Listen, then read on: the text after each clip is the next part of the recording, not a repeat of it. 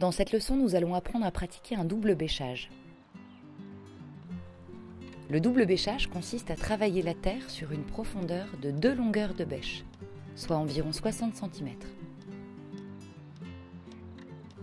Cela permet d'ameublir la structure du sol, de faciliter la croissance des racines, de favoriser les échanges d'air et de gaz, ainsi que d'encourager les déplacements d'eau et de nutriments à une grande profondeur.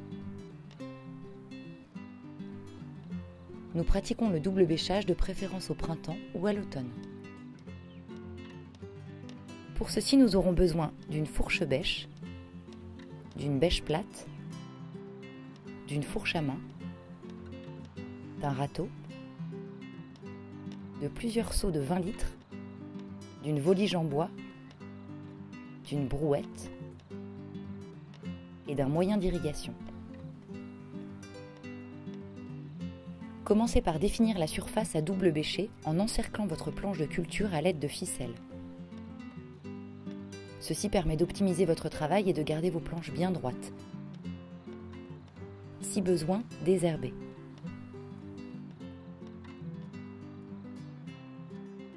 Vérifiez l'état d'humidité de la terre et arrosez si nécessaire. Placez la volige en bois à 30 cm du début de votre planche de culture. Cette distance équivaut à la longueur du fer de bêche. Nous utilisons cette volige afin de ne pas compacter le sol en marchant dessus. Placez maintenant les seaux en bout de planche afin de faciliter l'étape à venir.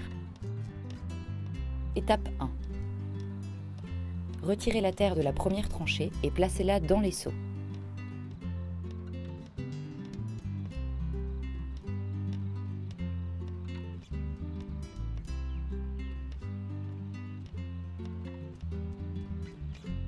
Raclez le fond de la tranchée en faisant un mouvement pendulaire comme ceci.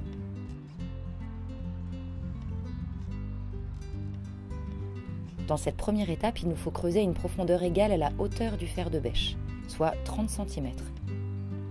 La terre contenue dans les seaux sera ensuite remise dans la dernière tranchée, à la fin du double bêchage. La seconde étape consiste à bêcher la partie inférieure de la tranchée. Placez la fourche à bêcher à environ 20 cm du bord de la planche de culture, puis continuez à bêcher sur toute la tranchée.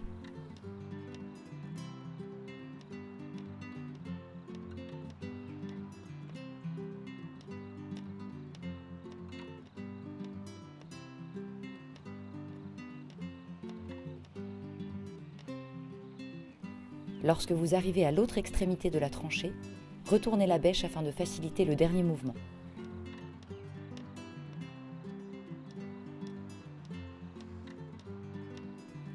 Étape 3. Reculez la volige de 30 cm.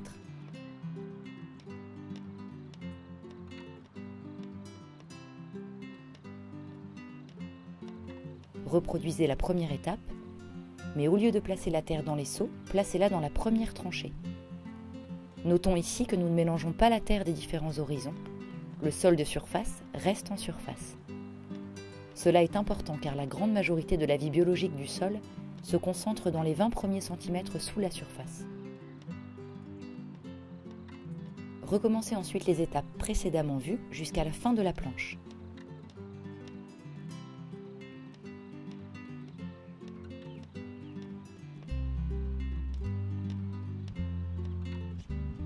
Étape 4. À l'aide d'un râteau, ratissez la terre toutes les 5 tranchées. Donnez la forme que vous souhaitez à votre planche, ronde ou plate. Cette étape vous évitera à la fin de votre double bêchage d'avoir à déplacer beaucoup de terre d'un bout à l'autre de votre planche de culture. Nous voilà arrivés à la fin de la planche de culture. Nous pratiquons une dernière fois les étapes 1 à 3.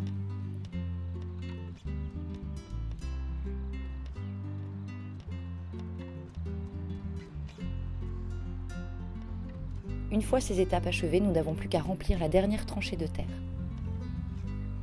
Nous avons pour cela plusieurs options. La première consiste à ratisser la planche de culture et ramener la terre de surface dans la dernière tranchée. Le double bêchage apporte de l'air au sol. Celui-ci gagne donc en volume.